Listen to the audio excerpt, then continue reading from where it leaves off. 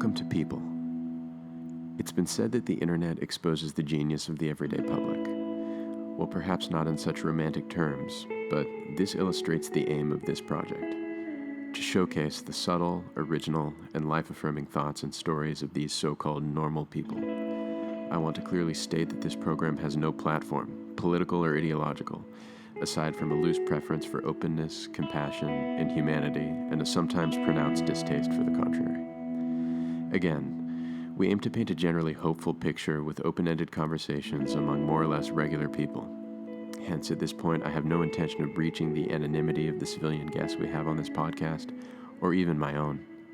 With that, I'm your host, now going by the alias Joseph88. This is a podcast for everyone. I hope you enjoy. Thanks again for listening.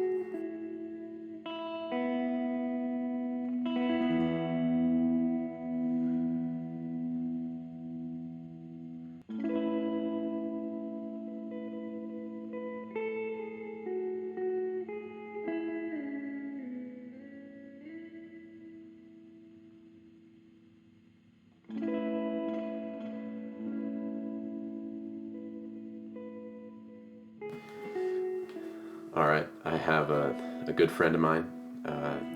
We are just I'm actually visiting him in his, Philadelphia home. Yeah, and in the kitchen. Yeah, and with the dog and everything. So Littleman, yeah. So we're gearing up to have a conversation. We don't really know what we're going to discuss, but I think that this is a guy with a unique point of view. I don't know if we'll keep it anonymous or Sure. not. I don't I don't want to reveal someone to the world without giving them the benefit of notoriety and just giving them, Sure. like defaming them. So how would you describe your point of view, your career, and who you are? Well, you could say that I'm on the academic track, that I study early Christian movements in the East. So maybe that'll come up a little bit. I'm not an expert. That's why I'm on the track. What my point of view, I joke that I'm, you have libertarians, or they say I'm socially liberal and economically, or fiscally responsible, whatever they say. I say that I am a very strong social conservative and a hardline economic liberal. So obviously, I study Christianity because of I'm Catholic. I go to an Eastern Catholic church, and that undergirds all that I do. I want to live my life in a way in which that, unless I was, identifying within the Christian tradition, it wouldn't make sense. I don't want people to look at me and say, that guy, like, he's got it all together, it's making sense. I want them to say, why is he doing that? So we'll see. I mean, that's the exercise. That's what it means to I guess, grow in holiness. So we'll see. But that's what would undergird it. So if I sound like a bad guy, that's because... but I'm not. I'm just a representative of it. Yeah, certainly. And so before we dive into it, I would just say, like, the reason why I wanted to have this conversation with you, especially as, like, one of the early experiments in this podcast, is that I think that you harbor a surprising variety of beliefs that just aren't really featured in at least in one mind. So I think you have a lot of cool things to say. So let's dive into it. Well, that's very, very kind. I appreciate it. Cool. All right, here it is. Can you hear him? We're doing it live. Did that get in? Yeah, it definitely was in. You can see that it kind of spiked there. Little. So who are you there with, sir? Littleman. Who's Littleman? Oh, we're recording. Yeah, no, tell me who Littleman is. My dog, Littleman. Okay. What type of dog is he? He's a miniature pinscher mixed with a dachshund or a chihuahua. We don't know. He was a rescue. And how would you describe his demeanor? He's friendly, but not too friendly. I see him licking the table there. Yeah, he's always hungry. He's curious. He loves to sleep. He's skittish.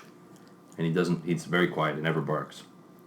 Yeah, but he is very eager to jump up and greet anyone new. Yeah, as long as it's in his house. Right. Oh, is he skittish with strangers? Yeah, a little scared outside, but he has a really soft, silky neck, Yeah. It's like everything grew on his body except for his neck hair. So it's just kind of like painting one of How old is he? He's a year and a half. So you can imagine that maybe one day he would have some neck hair or some chest hair. Yeah, he's losing some of the hair on his temple though. Why is that? Well, Receding. He's receding. He's receding early on. No, he's actually not. He just didn't. It's just a little thin. Yeah, it's okay. But he's a really good, really sweet boy. Is he on Propecia? Do you have him on Propecia? No. I should get him on that though. No, it's bad for you. Yeah, it's probably not good for dogs particularly. Yeah, I hear that Donald Trump is on Propecia, so Yeah. you would imagine that it might have some side effects here and there. Yeah, that's fair. I didn't know. I don't know like that. I know there are some sort of sexual side effects too. Really? Maybe not Propecia, but I know for like male pattern baldness medicine, there's sexual side effects like loss of sex drive, stuff like that. Which one might imagine is not a horrible side effect. I think I had a family member that was using it.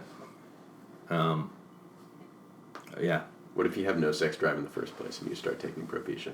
Well, then you're not only chaste, but you also look great. So Yeah, exactly. It's just a win-win. it's a win-win. Yeah, precisely. Yeah, I don't know. I mean, I think there are varying sex side effects. It's kind of like birth control, where sometimes the side effects, like you read the side effects and they're really, really scary, and you say, why on earth are we? Like I remember I had a coworker talk about her. She was about to get married, and she was telling me, for some reason, she confided in me about her using birth control, and she was saying like some of the side effects were like internal bleeding or something outrageous, and it was, why do that? Yeah, it's like, well, I'm thinking of like. I mean, you have your reasons, I guess, but. Yeah, I've been, exploring, or not exploring, but just like presenting myself as though I was interested in Ayurvedic medicine. So I'll be, in a conversation with someone, and I realize that I like the image of myself interested in that type of thing. Right. So I'll tell someone I'm interested in it, and they ask me, okay, so what can you tell me? I'm like, well, black seed oil is supposed to lower your blood pressure and cholesterol and things like that. So you've been eating a lot of it, or using a lot of it, rather. Do you put it on your skin? No, I put it, I drank it. Yeah, like a tea, like an herbal. I would put I've seen people do black seeds with honey, like it's a Mediterranean thing, right? I don't know. I mean, I haven't traveled enough to really. Well, I think on the back of the bag I got from Whole Foods, there's a spoon of honey and there's black seeds in it. Oh, really? Yeah, which sounds good. It's an ancient. Yeah, it's an ancient. It's in the Hadith, right? Exactly. And, So. Yeah, and one, I'll have black seed powder in my food, for instance. Yeah, right. Like a really interesting cocktail that I came up with is you get a little bit of bourbon, just this, and a little bit of you get egg yolks, you get turmeric, you get sugar, and then some black seed. Have you ever tried simple syrup? I have actually. Oh, the sugar's better. No, I mean, I think I lied about the sweetener. I don't remember what I used to. Well, I actually got something at Kroger that was already kind of had all the ingredients combined in it. Yeah. But that's if you're having good. guests, you lie. No, yeah, I mean, I've tried this drink out where you take gin. Yeah. You take like a gin, Plymouth or Hendrix or whatever, and then you get tonic water. Yeah. And then a fresh lime. Yeah.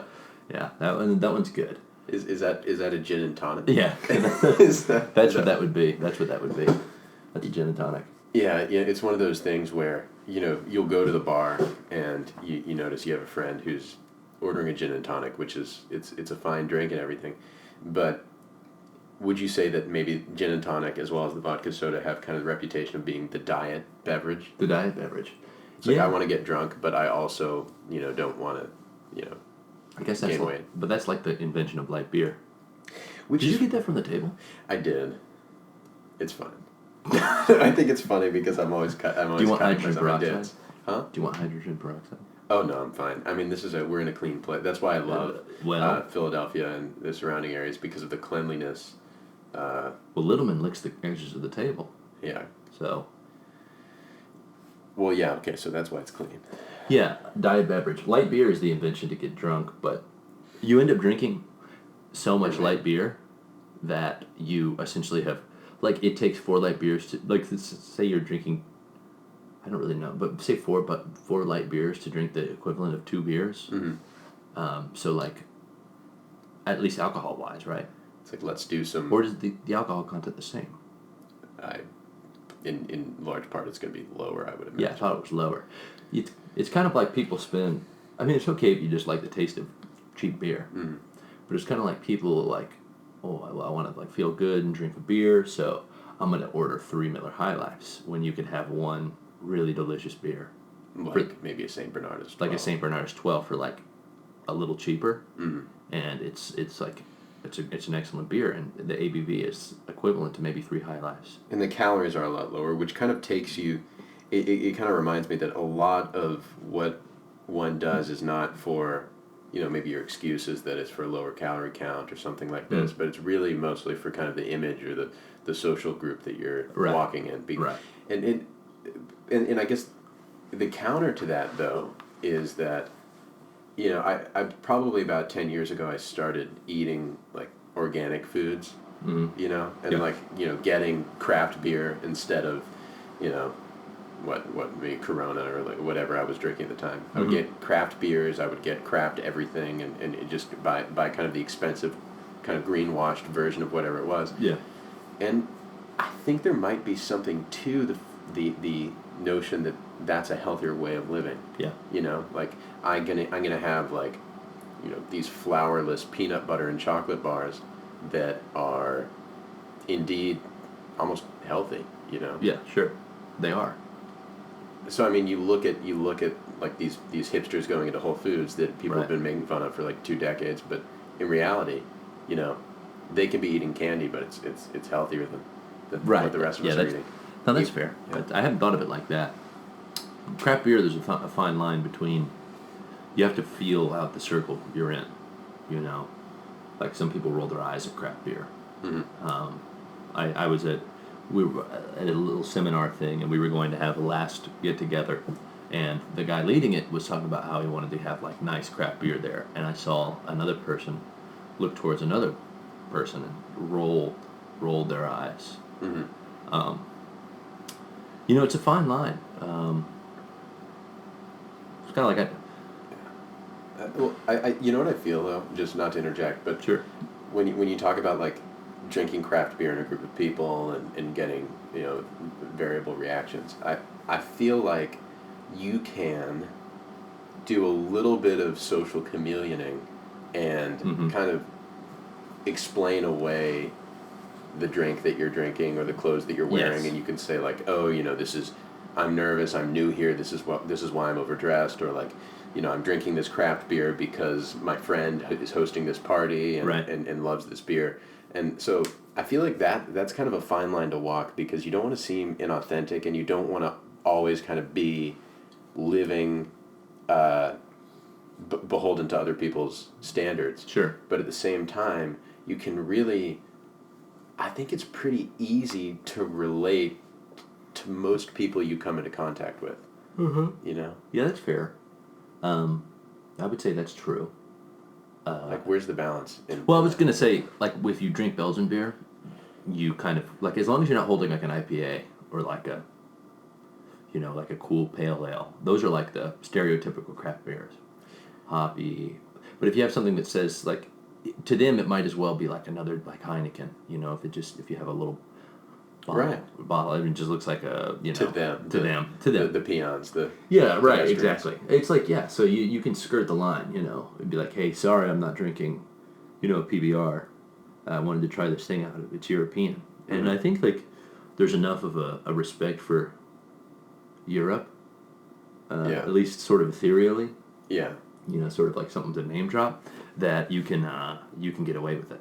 Yeah, it's interesting. Like, we imagine, like, in the States, like, if there's a beer that was brewed, somewhere in Colorado or, like, Asheville, North Carolina, or, like, one of those hipster cities. Yeah. You imagine, like, we hate those people. Your eyes roll. Yeah, exactly. But I hate that. Like, if you ask me, I mean, they make very delicious beers and. Yeah, that's where great beers come from. Oscar Blues. It's from of Dale's fame. Dale, yeah. Yeah, I love the Dale's Pale Ale. It's incredible. Yeah, I don't know. Craft beer is, I think it's raised the stakes for beer in general, because even like I guess they're called macro breweries. I've tried to get in on the craft aesthetic. Like New Belgium, maybe? Is that one? Yeah, I mean, I think they maybe, like, they are macro, I guess. I really don't know too much about breweries. I guess they would, but anyway, like, I was thinking like Sam Adams. Mm-hmm. They, like, will make like a hazy IPA. Right. Or, you'll have like, I don't remember, like, I guess Guinness isn't, Guinness will make, I mean, they're European, but Guinness will make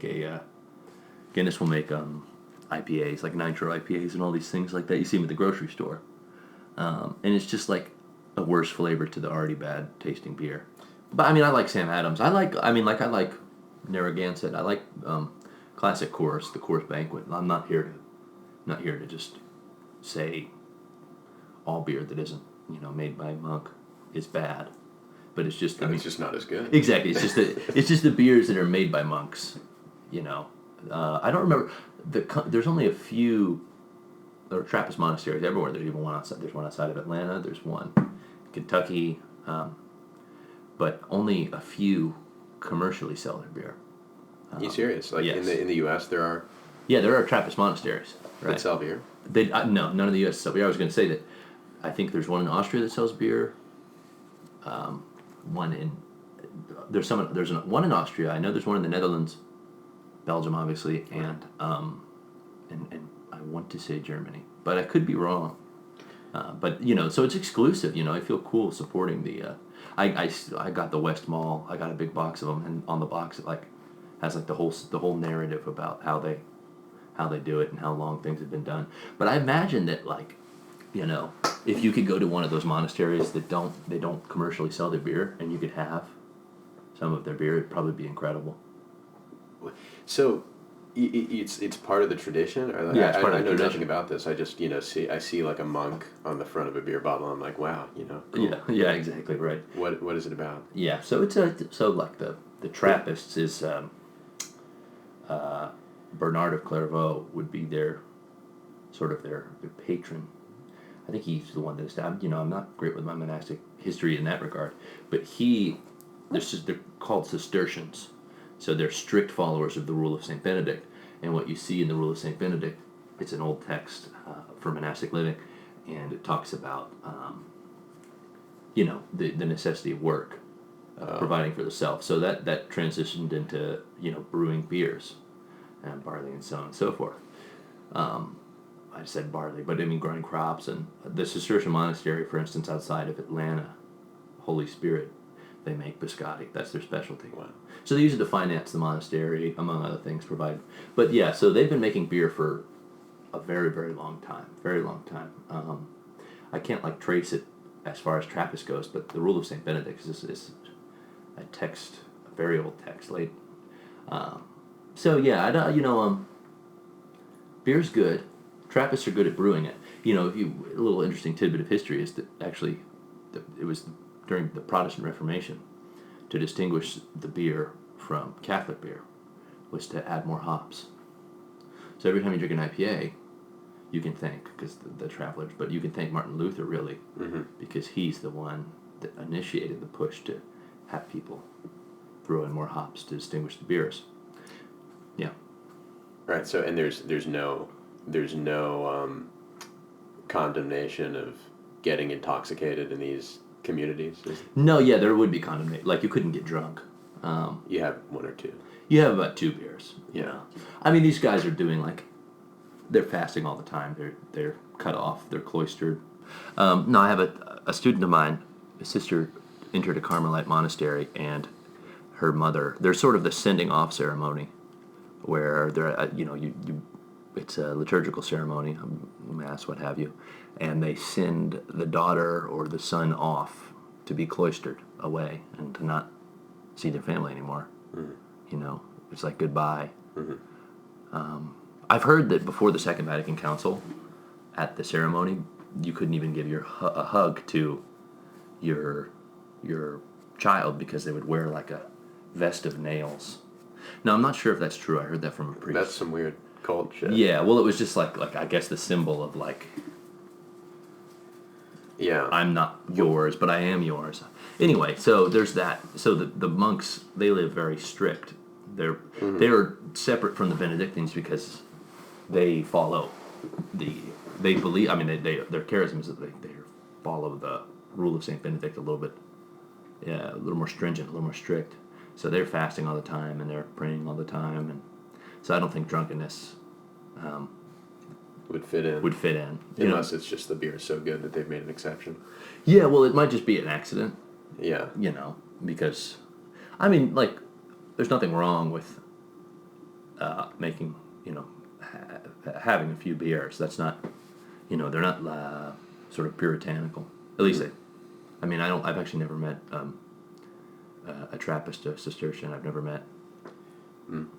But there's a documentary similar. There's so many different kinds of monastic orders. There's a great documentary called Into Great Silence, and it's about a Carthusian monastery in France, I believe, and it follows these monks and what they do every day, called Into Great Silence, because the entire film is silent. No one talks except for one of the monks talks to a cat. There's a cat. They have a couple cats at the abbey, and he's like kind of coos the cat. But otherwise, it's a silent movie. Not like Nosferatu, but like a... Is there any content in the movie? Or you're just following. Like, if I remember, the opening scene is like a monk is making tea, and he keeps checking the kettle.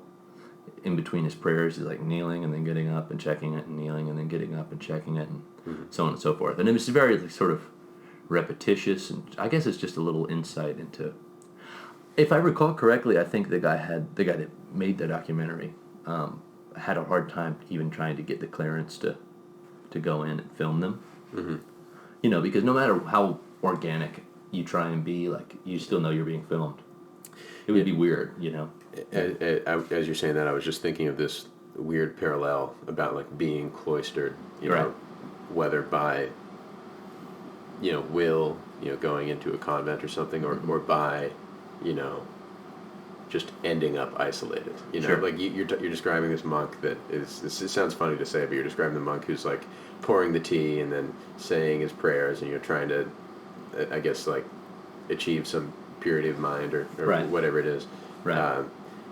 Then I was thinking of, I was living alone for a few months prior to where I currently live, and I remember like my lifestyle was basically like staying in my apartment, really never leaving, and wake up in the morning, make a cup of coffee, and then shout out the bad thoughts like in between, letting the French press sit for 5 minutes, and I'm shouting out negative thoughts. Yeah.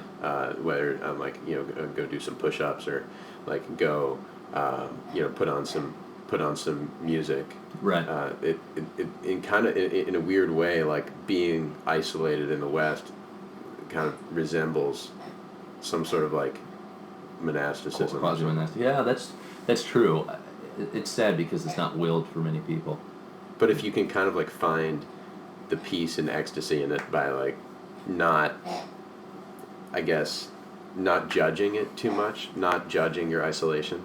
Right. This is supposed to be a ridiculous idea that I'm saying, but it's coming off as really serious. No. I really do think it's a reasonable point, though. Yeah, no, it is. I don't think humans are meant to be alone for too long. Like, everyone that lives alone is reliant upon community in some aspect. Yeah.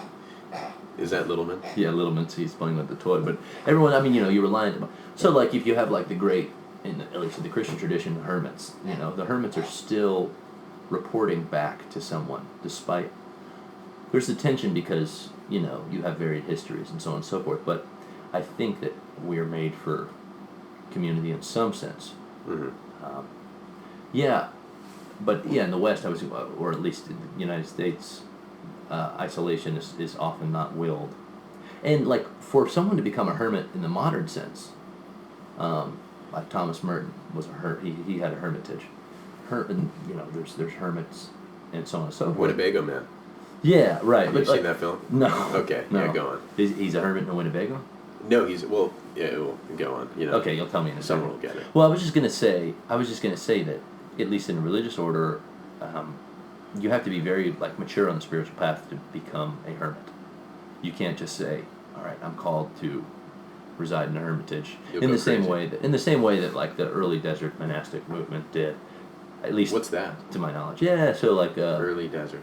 The early desert, the Desert Fathers. So, have you ever seen the movie? No, I almost said Schindler's List. Da Vinci Code. Very different movies. I don't know why Schindler's List came to mind, but in the villain in Da Both Vinci. great films. Yeah, I've never seen either of them. I just know this trivia. Yeah. In the Da Vinci Code, there's a guy that walks around. I think he's the villain. Flogging himself. Yes, Yeah. flagellation. So that is something that's kind of tucked away in some writings of these early desert Christians, the Desert Fathers. So your first one that's documented, his name is Anthony, St. Anthony. There are those before him, but he essentially his parents died, and he gave his sister to these virgins, women. That sounded like, yeah. He gave his sister to be watched over by these sort of pious sisters, and then he trekked into the desert to live in solitude and prayer. Which desert? Like the Levant? Yeah, so he was in, this is Egypt. Oh, okay. Yeah. So he, it's hard to describe. I wish I had a map with me, but No, that's cool. yeah. So anyway, I won't bore you with the geographical implications. But essentially, the desert is, especially in antiquity, is a very scary place. Yeah. It's dark. There's no one there, and sort of to conquer your demons, you go out to the desert. So he lived alone, and then there were many people that followed him and started a whole movement. And that movement sort of found the seeds of monasticism as it's known today. Is birthed out of his witness. And there's always their desert mothers and so on and so forth. But essentially, these guys wouldn't eat hardly anything. They fast all the time, and they would pray all the time, and they would work a little bit. I mean, not a little bit. They would work on certain things, and they were sort of nomadic, and they didn't take to returning to society in the same way. There's great collections of things, and they have. It's like they're wisdom sages, and It's crazy to think that those folks were able to acquire and pass down the knowledge of desert nomadism, because where are they originally from? Yeah. So Alexandria. Because Alexandria was the cultural right. Like they were smart guys, right? But the fact that you could imagine this skinny, pale ass intellectual in the Library of Alexandria, kind of going out into. Maybe I'm conflating traditions. No. Going out Yeah. into the desert, you could never imagine someone doing that today. Yeah, you can't imagine. What's the most radical thing to do today? Just fending for yourself. Right. They would so simple. They wouldn't bring anything with them. There's it's varied, because you have some that are like Anthony, where they came from wealth or relative affluence and renounced it, and you have others I think. I'm not a specialist, but Abba Moses was, I think, a runaway slave, and he became sort of a very famous figure, and they passed along. I mean, it's fascinating. You see, because then what happened? Originally, you had individuals, and then individuals would live in community, and there would, to this day, in the desert, you can go see where Anthony stayed, but there's also Coptic monks. Yeah. That still, a few of them still live in hermitage, in the desert that. In the desert. In the desert. There's a really cool documentary. I think it was BBC, but this Anglican minister had gone, and he met one of the Coptic monks, and I believe he was from either the United States or from England, but he had in his hermitage. He had 2 rooms, if you will. So it's into the side of a mountain on a cave, and one of them was the room where he prayed and spent pretty much most of his time in, and it had a very small door to get in. Mm-hmm. And then to the right of it was a room where he had all of his kitchen supplies. He had coffee and bread and jelly, and there was a wide door.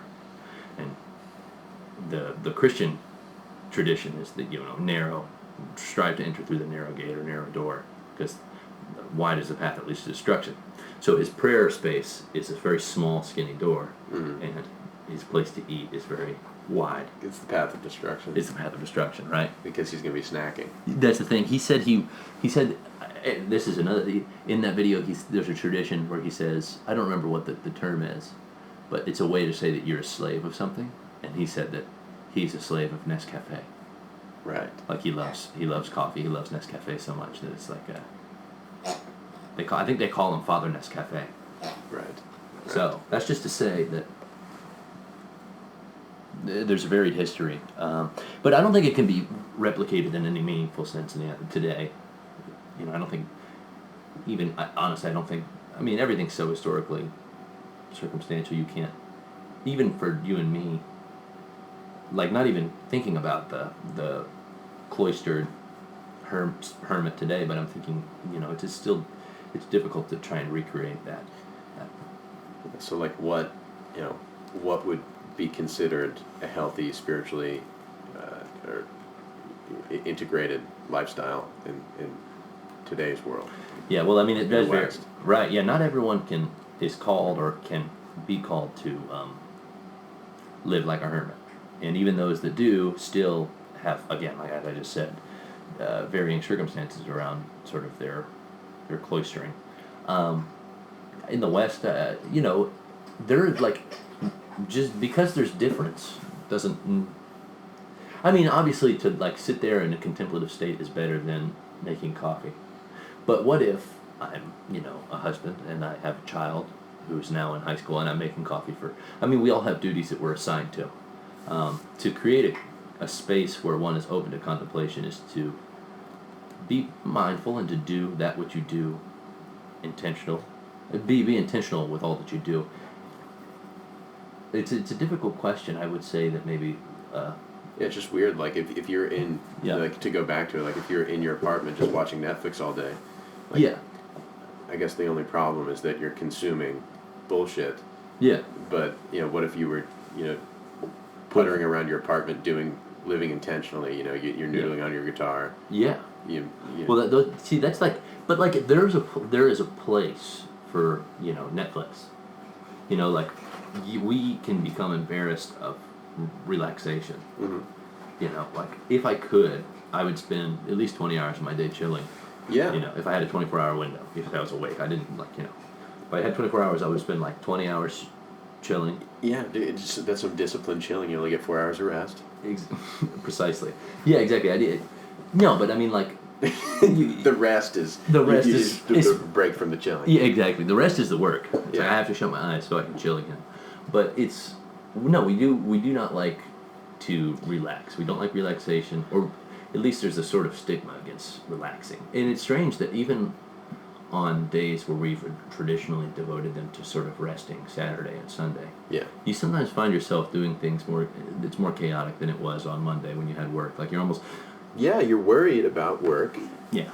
And you're like, when you're working, at least you're, not prisoner to your anxieties. Hopefully you're focused on whatever, miserable task at hand. But there's this weird thing where we kind of,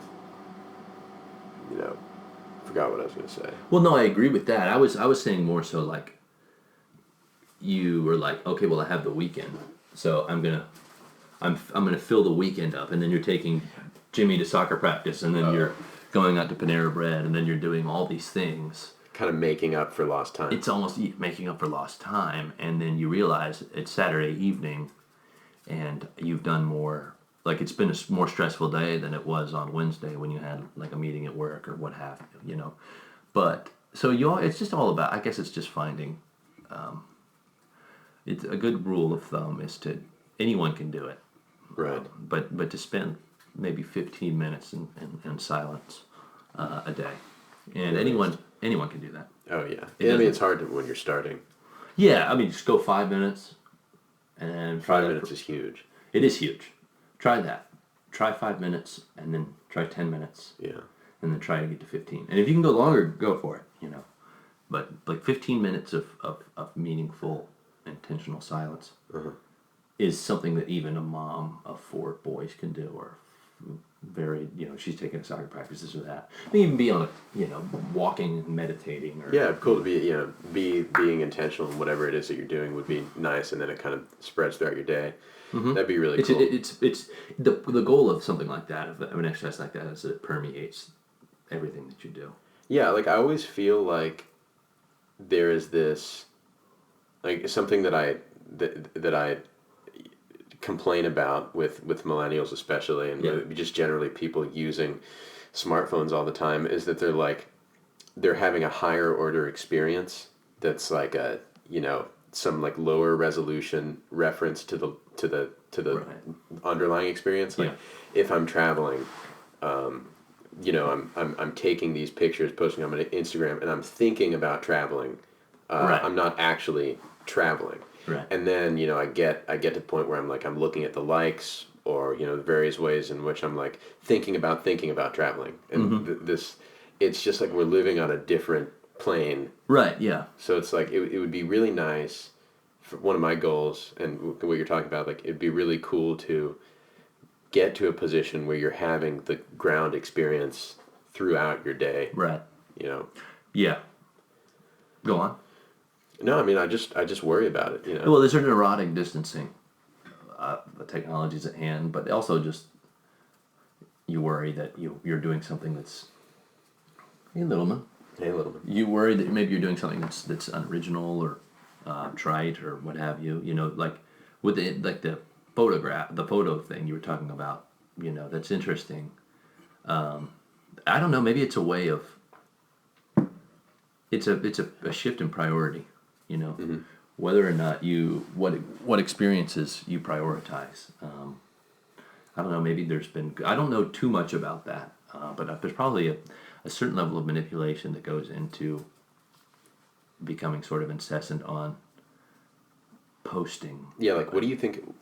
Do you think it's that we're evolving into cyborgs, or do you think that there's like what do you think it is that is driving this alienation?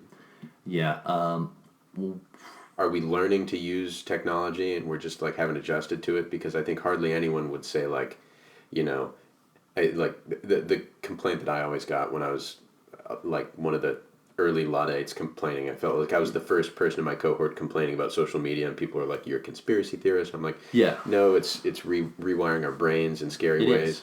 And they were like, "You're just a Luddite." Look, people were yelling at Gutenberg with the printing press, and now like who's going to complain about reading the newspaper or reading a book? I mean, everybody sees that as like a fundamental human experience. Sure. So are we going to learn to use it? Are we going to like evolve into it? Uh-huh. Do you think we're just in this weird period where we haven't adjusted yet? I first want to get something straight and say that I'm a proud Luddite. Yeah. I think there's so many layers to this, and this could be talked on for hours, and there's many. I actually have a book right now that I haven't started reading, but it's what the internet's doing to our brains. I think it's like sort of a. Who wrote that? I can check. It's right over there in the office, but we'll check it later. Yeah, but it's maybe first name starts with David. Anyway, nevertheless, it was a New York Times bestseller. But like, I mean, people are starting to wake up to the realities of social media and of the internet and so on and so forth. Right. And I mean, it all goes back to expedience and convenience. Right. But it seems that everything that we try and, I mean, it seems as though everything that we try to use to make our lives easier ends up. I mean, people will say medicine. I don't, I'm not, but I'm saying like when you try and promote something for expedience, I say that because I just realize I use a washer dryer, but things we try and use to help control our lives end up controlling us. Yeah, no, there's a weird thing. So you think of like the internet and social media and the things that we're complaining about as modern Luddites, as like as on the same continuum as the book, like the thing is the printed word. Right? It's weird, like, and the distinction. If you like what you mentioned, if there's this distinction of is basically, are you using the technology or is the technology using you? And when you look at something like it, I feel like that kind of drives a wedge and like creates a distinction between the technologies that you're describing, like a washer dryer, that Yeah. makes your life actually easier and frees up time to spend time with loved ones and doing Right. that. But and There needs to be sort of a test of some sense. yeah, it's just weird to think of something that there is a possibility for a technology to emerge. Like there's all this technological progress, and then there's a technology that emerges which kind of breaks with the trend, and it's just it's like a point of inflection. It's a completely different thing. Right. I mean, yeah. I mean, you can't wholesale. I mean, we're recording something on a laptop right now. And social media has, like the new media and social media, all these things. They have power and ideas and so on and so forth, and keeping some people connected and some people meeting and so on. But you always have to sort of weigh and juxtapose that with it's bad, and we might be able to record a podcast or something along the lines of that, and we can spread ideas out into the ether or whatever. But there are also people doing the same thing with hateful rhetoric and platforms. And I'm not saying but this is to say, like, it's all dialectical, and we. I mean, this topic is huge in theology, religious studies, philosophy. My most extreme example, I wrote a paper, but the most extreme example I say is the nuclear warfare. In an effort to limit the amount of bodies of losing life, particularly our own soldiers, in an effort to limit their bodies and the loss of their lives, and to limit the cost and the trauma of war. We've constructed weapons that do innumerable, just damage out the wazoo. Whole communities, whole cities, whole countries. It could destroy the world. It could destroy the world. Times over. Precisely. Especially with the dismantling of the Cold War resolutions. Yeah, exactly. So I mean, happened a couple weeks ago. Yeah, I mean, it's a scary time to be, but it always will be. But that is a great example of that which we've made to convenience ourselves. Sort of becomes, or that which we've made to help us control certain facets of life and the political sphere and so on has controlled us, and then we now live under fear that someone might use this weapon that was supposed to be an efficient means of, obviously, if you see Nagasaki, you see Hiroshima, I don't think efficient is an appropriate word, but you see the degradation and destruction that these weapons are capable of, and we're now all scared. I'm not scared of domestic terrorists, or I mean, like that sounded strange, but I'm not. It sounds frightening. Yeah, well, I'm not scared of like You're afraid of like higher scale. Like yeah. Well, I'm not scared of like getting drafted. Because you're old. No, I'm kidding. Well, yes, I'm getting too old for it, but also I was saying some of my students will have parents that fought Vietnam, right? Mm-hmm. And they were drafted. These kids were going to go to college, or they're out of high school, or maybe they sign up, whatever. But they're drafted, and that's a scary thing. It's scary to be drafted, but I don't have to worry about that because I have a bad knee. But also, me too. Yeah, exactly. Actually. But also it's like the shape of warfare to come. I don't know if we will need a draft. I hope it's just AI, or like what are those the dueling robots thing. Yeah, that's what it should be, If it was like Rock'em Sock'em. Yeah, if you think of it, like how invested people get into something like the World Cup. Like Right. I don't understand sports, but Sure. maybe that's why I'm able to make a point like this that doesn't make any sense. But you can imagine that we could just like get so, absorbed down into our nationalism, and then just have people play a game of soccer, or and then we just give up give up resources and so on. Yeah. For I guess that's why it wouldn't. Yeah, make I any mean, sense. and the problem with that, unless they were robots, but that's also scary. Or what if we could do something where we put these autonomous robots that are programmed to actually, implement sanctions, or actually harvest and abscond with resources that the losing side has agreed to forfeit beforehand. So if you could set up the whole thing as like a Rube Goldberg machine, or like a script, and just like hit play, and then whoever wins, like it just like the policy is carried out automatically. That sounds like a cool futuristic way of doing things. to me. Yeah, But that's why I'm that's not, like, dangerous. I'm a technocrat, so. Yeah, well, my whole thing is I think AI is it's really dangerous. But you look at, like, surgical applications, and it's a beautiful thing. Both and, right? It's just like social media. But you know what, though? Am I interrupting you? No, you can go on. Yeah, I was just going to say, like, earlier I was going to say this, too. I was like, it's really hard to make a sweeping judgment these days because there's so much data on not only both sides, but every side. Like, right. There's data that just forms an infinite number of sides to anything that you could say.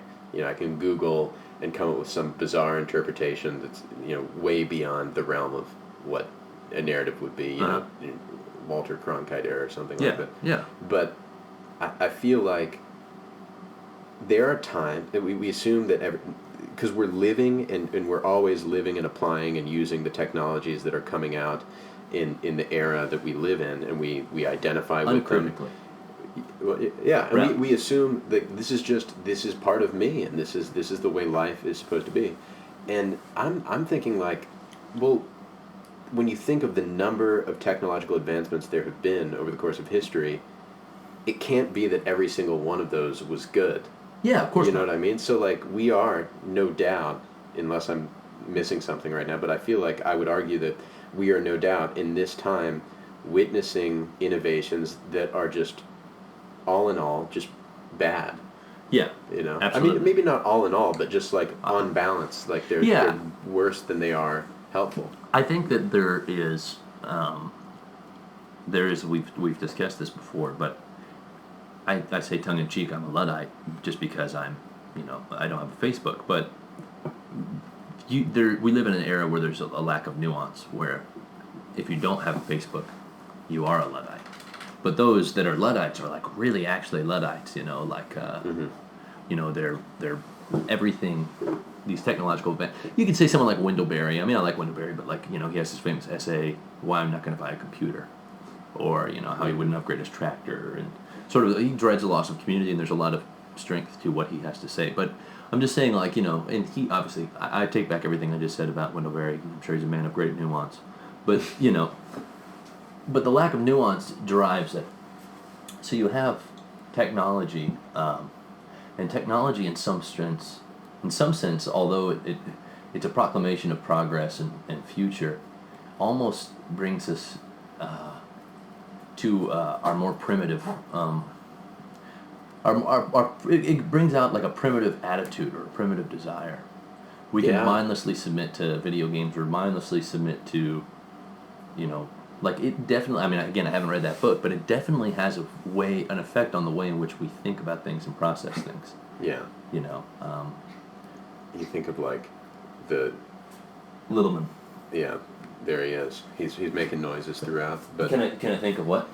No, I'm just thinking. You think of progress, and then you think of you talk about the mindless use of video games and social media and technologies that really co-opt our minds during our waking hours. Sure.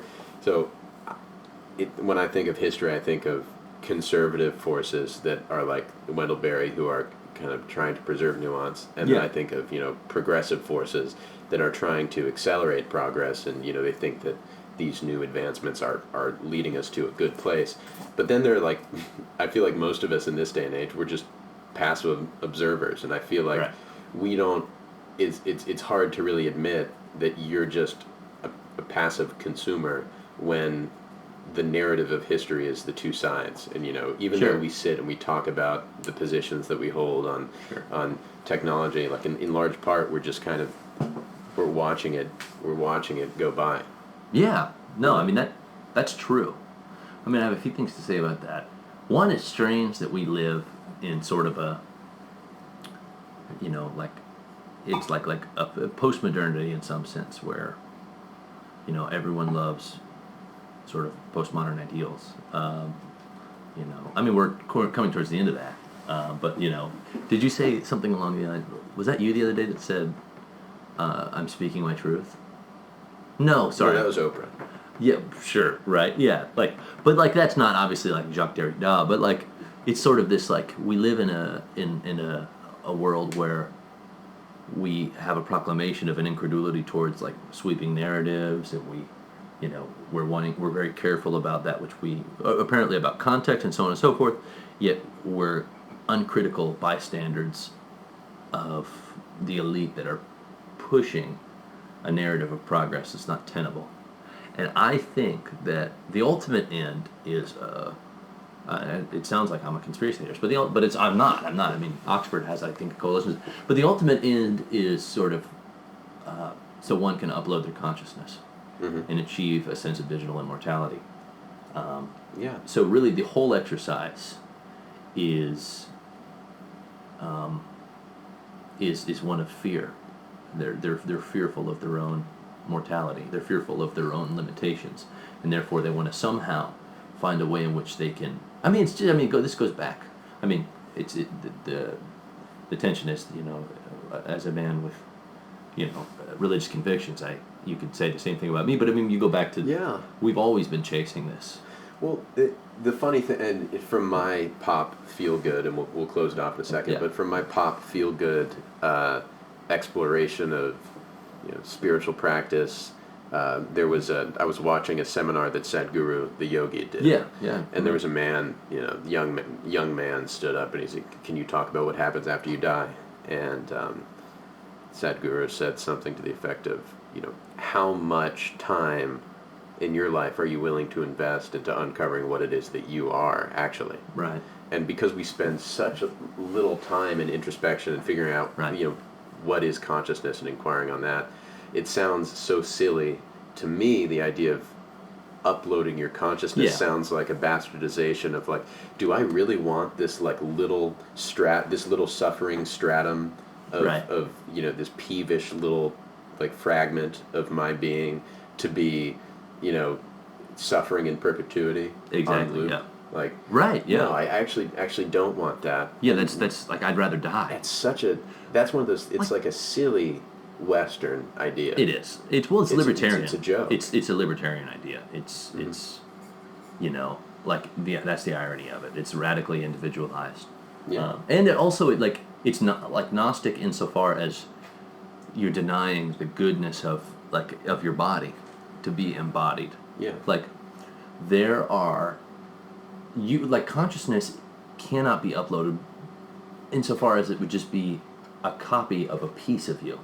But you're embedded, your consciousness is embedded with, what it means to be embodied, to move my arm, to be. I am the whole of my person. So if you upload my consciousness, you upload a shadow of me. It's just dressing up death is what I think. And it's just, how would you, partition the consciousness that gets uploaded? What is that data structure? I'm into computer science, so what does the data structure look like? Right, exactly. And how do we know that that's appropriate? How do we know? Because and the weird thing is, you could imagine maybe designing a system where it like machine learning, where we sort of know that it subsumes what there is to be. This subsumes all consciousness.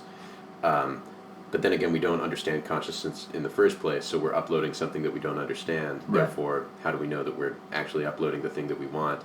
It's just like, I just think it's a mess. Yeah, it resides in the world of Philip K. Dick because that's where it should be. It's a fun prospect of conversation. Mm-hmm.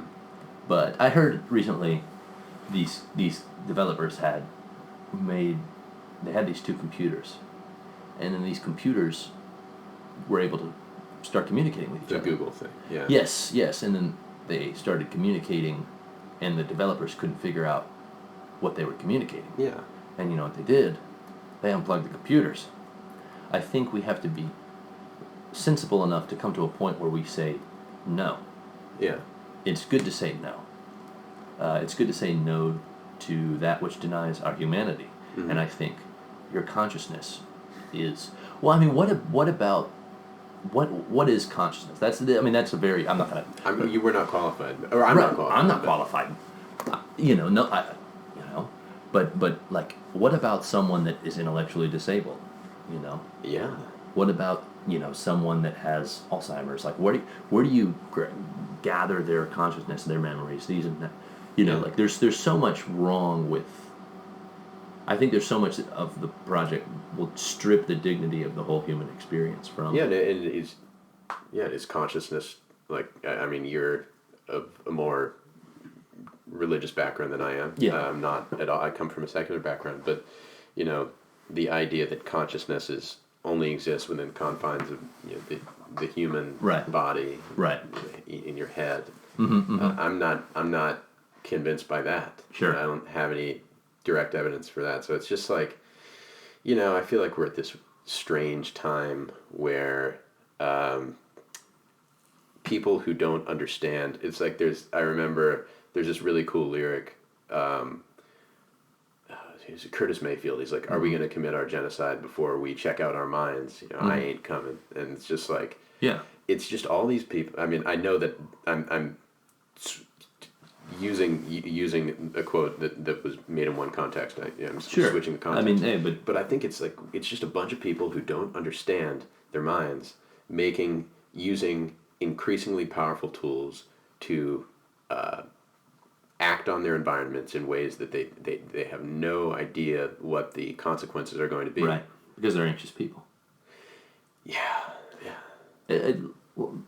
I mean, it goes. This is the last thing I'll say. With it's all in my estimation. It's all an anxiety over one's finitude. Just I will always return to that. It's always an anxiety over dying, because it's scary to die, and it is naturally scary to die. But if you talk to many people, you'll find that death can be a beautiful thing, insofar as people will be in great stages of contemplation, in stages of prayer, stages of choice, radically choosing, here's how I am and here's what's going to happen, and there's reconciled relationships. Death, what surrounds death, can be a beautiful thing. I heard a story of a priest was talking about death and why people sort of anxiety and fear and so on, and he was saying that there was this sister, a religious sister, that was involved in his community, and she had gathered a lot of friends, and she was dying.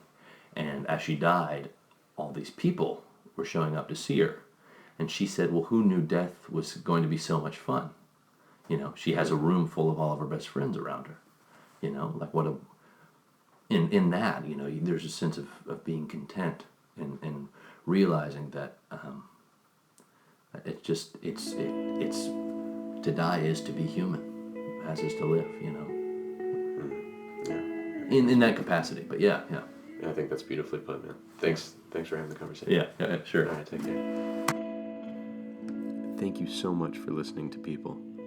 If you enjoyed this conversation, please consider subscribing to the program wherever you get your podcasts. And we would deeply appreciate your feedback in the form of a review on one of these platforms, as we intend on refining and growing the program based on insights from listeners like you. Finally, for more information or to donate to this listener-supported project, please visit our website at peoplepod.org. After all, it's people like you who keep us going. I hope you'll join us for the next episode of People, and I hope you enjoy the rest of your day. Thank you.